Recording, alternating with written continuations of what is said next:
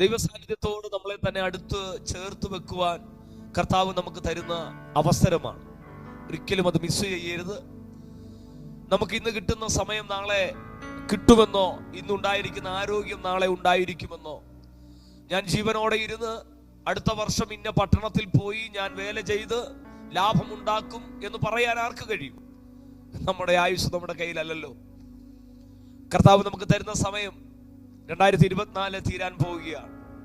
നമുക്ക് എന്തില്ല, എന്ത് കിട്ടിയില്ല എന്നുള്ള പരാതിയായിട്ടല്ല, അപ്പച്ചൻ ചെയ്ത 1000 നന്മകളെ ഓർത്ത് ഒരമ്മയുടെ മാർവോട് കുഞ്ഞ് ചേർന്നിരിക്കുന്ന പോലെ യേശുപ്പച്ചന്റെ സാന്നിധ്യത്തോട് ചേർന്ന് ഇരിക്കാൻ ഞാൻ നിങ്ങളെ ആഹ്വാനം ചെയ്യുകയാണ്. ഈ ദിവസങ്ങൾ നിങ്ങൾ ഈ പട്ടണത്തിൽ ഉണ്ട് എങ്കിൽ തീർച്ചയായും കടന്നു വരണം.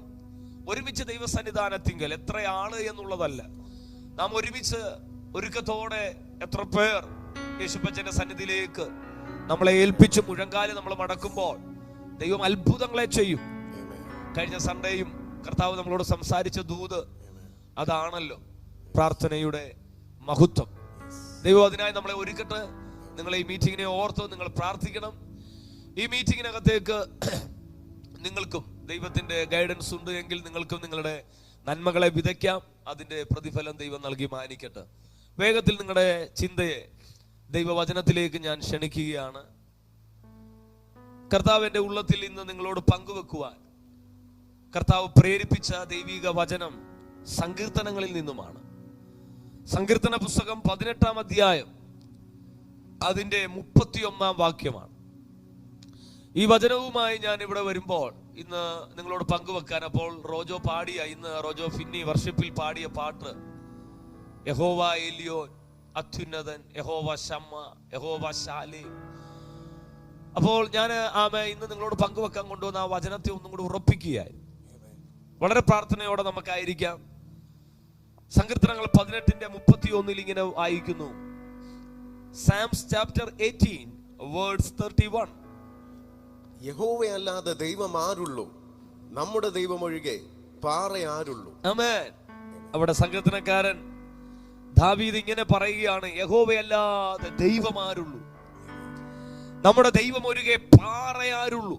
നമ്മൾ ആശ്രയിക്കുന്നത് ഒടിഞ്ഞ ഒരു ഓടക്കോലിനെ അല്ല, മറിച്ച് പാറയാണ്. യുഗങ്ങളുടെ പാറ, മാറ്റമില്ലാത്ത പാറ.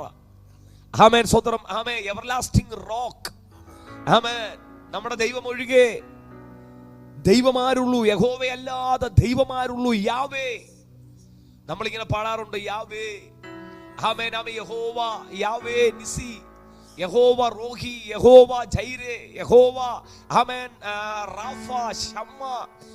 നമ്മുടെ ദൈവമല്ലാതെ ദൈവമാരുള്ളൂ? യഹോവയല്ലാതെ ദൈവമാരുള്ളൂ? അടുത്തത് പറയുകയാണ്, നമ്മുടെ ദൈവം ഒഴികെ പാറയാരുള്ളൂ? നമ്മുടെ ദൈവം യുഗങ്ങളുടെ ദൈവമാണ്, യുഗങ്ങളുടെ പാറയാണ്. ഇത് ദാവീദ് പറഞ്ഞിട്ട് ദൈവത്തെ പ്രകീർത്തിക്കാൻ താൻ ഒരുങ്ങുകയാണ്. നമ്മുടെ ദൈവത്തെ പോലെ വേറൊരു ദൈവമില്ല എന്ന് താൻ പറയുകയാണ്. അതാണ് താൻ തുടക്കത്തിൽ പറയുന്നു, യഹോവയല്ലാതെ ദൈവമാരുള്ളൂ. അടുത്തത് പറയാം, നമ്മുടെ ദൈവത്തെ പോലെ, നമ്മുടെ പാറയെ പോലെ വേറെ ഒരു പാറയില്ല. ഹല്ലേലൂയ. എന്നിട്ട് ആ ദൈവത്തിന്റെ ചില മഹിമകൾ താൻ പെട്ടെന്ന് വളരെ ചുരുക്കത്തിൽ പ്രസ്താവിക്കുകയാണ്. ഒന്ന് പറയുകയാണ് 32-ാം വാക്യത്തിൽ, എന്നെ ശക്തി കൊണ്ട് അരമുറുക്കുകയും എന്റെ വഴി കുറവ് തീർക്കുകയും ചെയ്യുന്ന ദൈവം. ഒന്ന്, യഹോവയല്ലാതെ ദൈവമാരുള്ളൂ?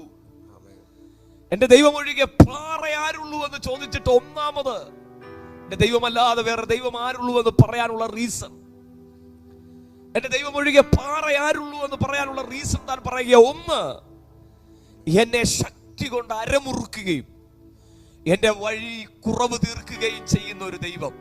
ഇത് പകൽ എത്ര പേർക്ക് ആ വചനം കേൾക്കുമ്പോൾ കർത്താവിനെ ഒന്ന് സ്തുതിക്കാൻ പറ്റും?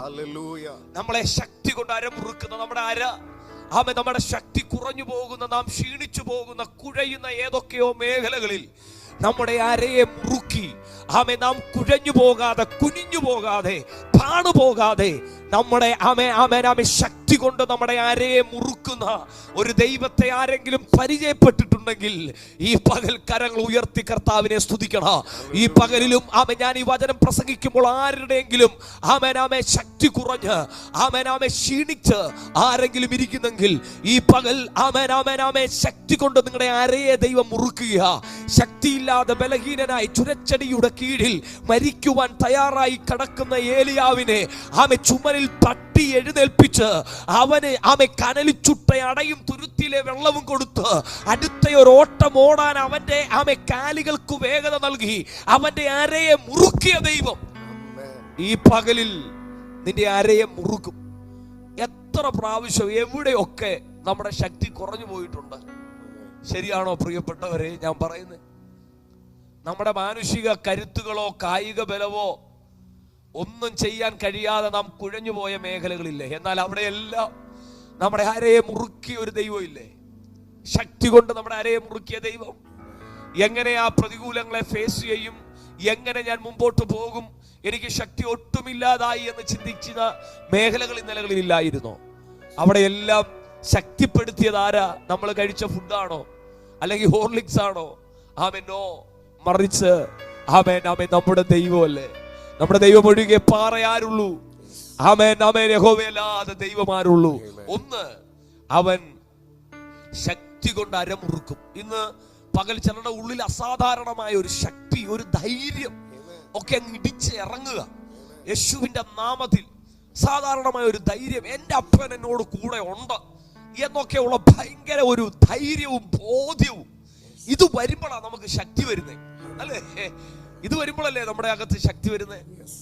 ഇന്ന് പകൽ ആരുടെയൊക്കെയോ ഉള്ളിൽ ഒരു സൈന്യം എന്റെ നേരെ പാളയം ഇറങ്ങിയാലും ഞാൻ ഭയപ്പെടുകയില്ല, എനിക്ക് യുദ്ധം നേരിട്ടാലും ഞാൻ നിർഭയമായി വസിക്കും. ദാവീദ് ഇത് പറയാൻ കാരണം എന്താ? ദാവീദ് പറയും, എന്നെ ശക്തിപ്പെടുത്തുന്ന, ശക്തി കൊണ്ട് എന്റെ അരയെ മുറുക്കുന്ന ഒരു ദൈവമുണ്ട്. ആമേൻ, ആമേൻ, ആമേൻ. കരങ്ങൾ ഉയർത്തി somebody shout ആമേൻ, ഹല്ലേലൂയ, ആമേൻ, ആമേൻ.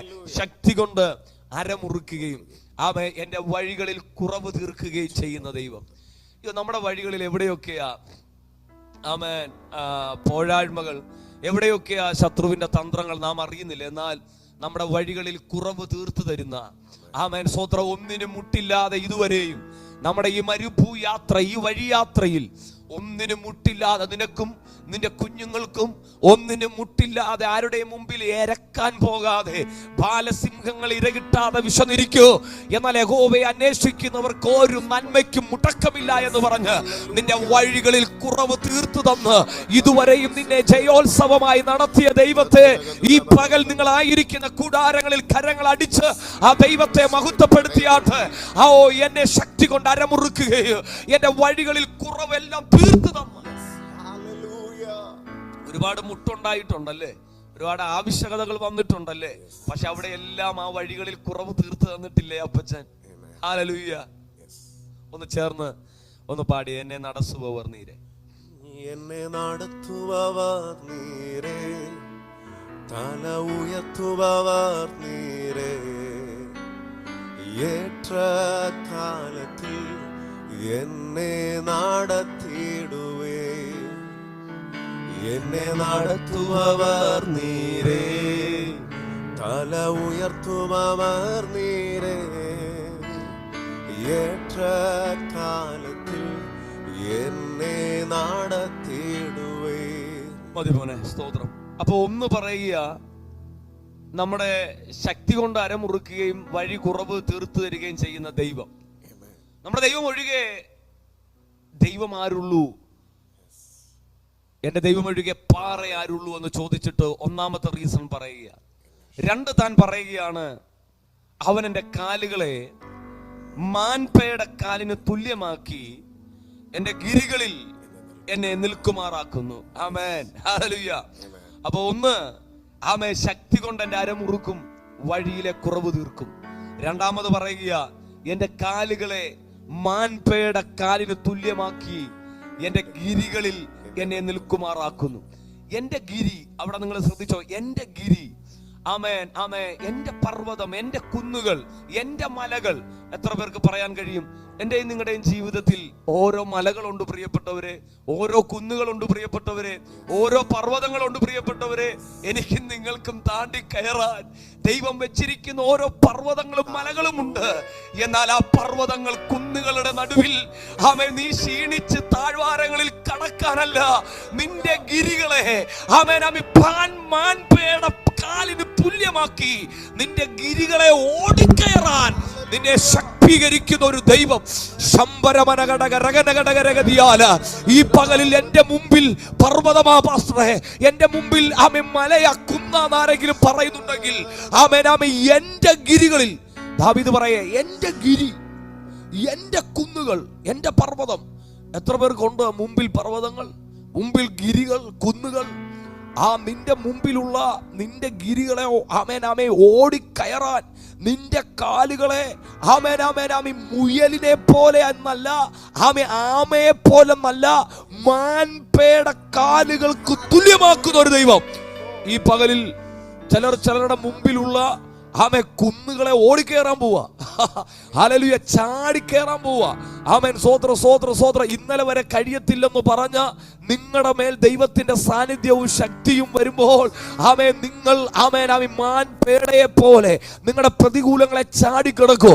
ചിലരുടെ കാലുകളിൽ ഇപ്പോൾ ആ സാന്നിധ്യം ചലിക്കട്ടെ, ചിലരുടെ കാലുകളിൽ ഇപ്പോൾ ആ ദൈവശക്തി വ്യാപരിക്കട്ടെ, കാലുകൾക്കകത്ത് ചിലരുടെ മേൽ സൗഖ്യം വെളിപ്പെടട്ടെ. അമ്പര മനഘടക ശബ്ദര സീക്കർ കനഘടക റിജനഘടക രഗനഘടക രഗതിയാൽ. ആമേൻ. ദാവീദ് പറയുക, എന്റെ അരമുറുക്കും വഴി കുറവ് തീർക്കും. 2, എന്റെ ഗിരികളിലെല്ലാം എനിക്ക് ഓടി അങ്ങ് കേറാൻ തക്കവണ്ണം മാൻപേയുടെ കാലിന് എന്നെ തുല്യമാക്കുന്ന ഒരു ദൈവം. സ്തോത്രം. വീണ്ടും എന്റെ ദൈവം ഒഴികെ ദൈവം ആരുള്ളൂ എന്ന് പറയാൻ മൂന്നാമത് താൻ പറയുക, അവൻ എന്റെ കൈകൾക്ക് യുദ്ധാഭ്യാസം വരുത്തുന്നു, എന്റെ ഭുജങ്ങൾ താമ്രചാപം കുലയ്ക്കുന്നു. അടുത്തത് താൻ പറയുന്നത് ഇങ്ങനെയാണ്, എന്നെ അഭ്യസിപ്പിക്കുന്ന ഒരു ദൈവം.